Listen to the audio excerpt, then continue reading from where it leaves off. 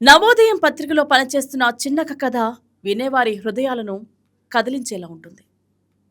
10వ తరగతి వరకు మాత్రమే చదివిన చిన్నక్క జీవనోపాధి కోసం కూలి పనులు చేస్తూ రోజులు గడిపేది. వర్షం పడితే ఇల్లు మొత్తం నీటితో నిండిపోవడం, తినడానికి ఆహారం కూడా లేకపోవడం, ఇవన్నీ ఆమె రోజువారీ జీవితం. అలాంటి సమయంలో డ్వాక్రా సంఘాల ద్వారా నవోదయం మాసపత్రికలో అవకాశం వచ్చింది. ఒకప్పుడు తినడానికి కూడా లేని పరిస్థితి. ఈరోజు తానే సొంతంగా ఇల్లు కట్టుకున్నానని చెప్పారు. తన పిల్లలు బెంగళూరులో సాఫ్ట్వేర్ ఉద్యోగాల్లో ఉన్నారు. ఇది నవోదయం వల్లే సాధ్యమైందని ఆమె కన్నీళ్లు పెట్టుకున్నారు. నా పేరు వచ్చి చిన్నక్క.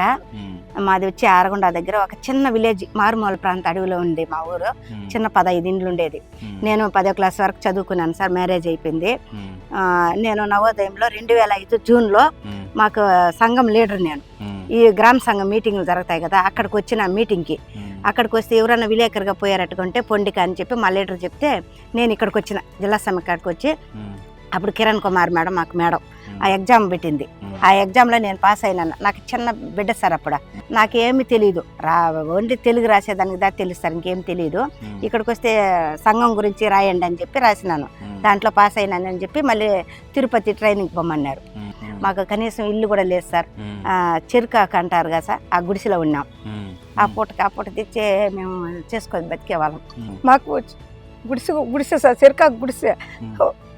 వాన వస్తే మేము వాన సంచులు వేసుకొని పనుకొని ఉన్నాం. చాలా పరిస్థితులు దారుణం. పిల్లలు నాకు 3 కొడుకులు. ఈరోజు ఒక అబ్బాయి సాఫ్ట్వేర్ బెంగళూరులో, ఒక అబ్బాయి అమరాజ మెకానిక్ సూపర్వైజరు, ఒక అబ్బాయి తిరుపతి వెంకటరమణ హాస్పిటల్లో పనిచేస్తూ ఉన్నాడు.